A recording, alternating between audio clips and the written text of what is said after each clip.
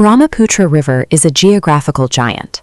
It acts as a massive, unpredictable physical barrier that splits the landmass of Guwahati in two, isolating the northern districts from the highly developed south. As you can see in this photograph, geography dictates daily life here. For decades, thousands of daily commuters have been trapped by this water flow, relying on slow riverboats that are frequently disrupted by monsoon floods and winter fog. Those who avoid the water face a different kind of bottleneck. They are forced onto the Saragat Bridge, an aging steel truss structure that routinely traps its commuters in hour-long traffic gridlocks during peak hours. When the natural terrain of a region chokes its daily movement, urban growth stalls. It is difficult for a metropolis to expand when its workforce and capital are physically separated by a river this size. To bypass that geographical limit, the state of Assam launched a massive infrastructural intervention, the Kumar Bhaskar Varma Setu project, part of an 8.4-kilometer corridor funded at over 3,000 crore rupees. This project changes the transit logistics of the entire metro area. A previously unpredictable 60-minute commute across the river has been replaced by a reliable 6-lane road that crosses in about 7 minutes. Cutting transit time by nearly 90% physically shifts the city's boundaries. By making the North Bank as accessible as the South, the bridge removes the geographical ceiling that previously capped Guwahati's expansion. But as seen in this construction photo, building in the Brahmaputra means fighting an incredibly hostile environment. Engineers had to account for the constantly shifting sandy riverbeds and the massive volumes of violent monsoon water discharge. To overcome this, the design team selected an extra-dosed bridge. Look at standard bridge architecture. You typically see a rigid box girder supported by heavy piers from below or a cable-stayed bridge suspended by tall towers from above. An extra-dose design physically marries the two.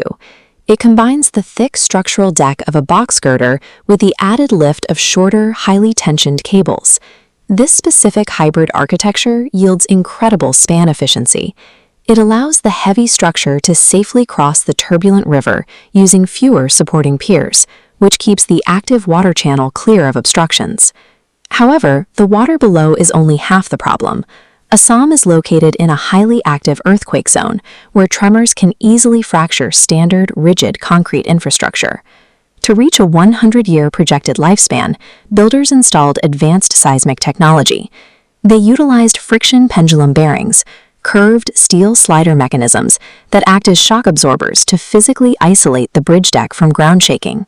They also wired the structure with a bridge health monitoring system. Hundreds of sensor nodes continuously transmit real-time stress and tension data to a central diagnostics dashboard for early damage detection. Mastering the Brahmaputra required engineers to treat the Setu not as a static piece of concrete, but as an active, shock-absorbing, and self-diagnosing machine.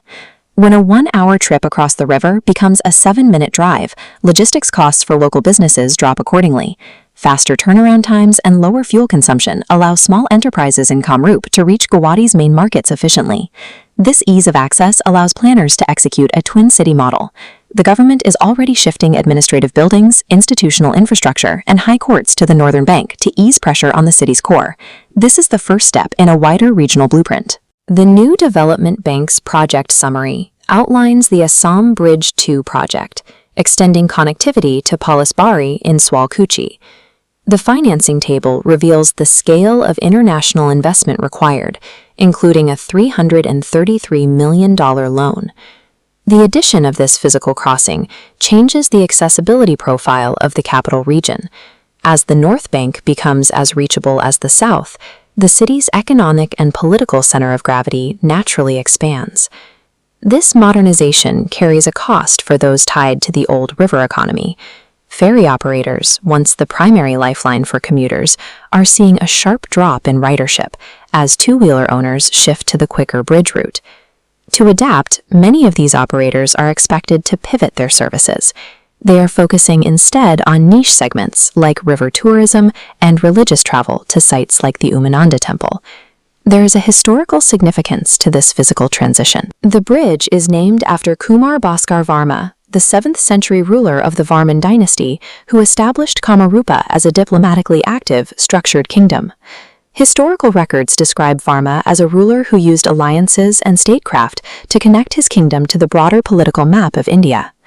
This bridge reflects that same spirit of connectivity, linking two banks that were once separated by distance and travel time. By honoring an ancient ruler while deploying modern engineering, the project balances growth with cultural memory. A massive geographic barrier has been turned into a functional gateway, linking Guwahati's historic legacy with its urban future.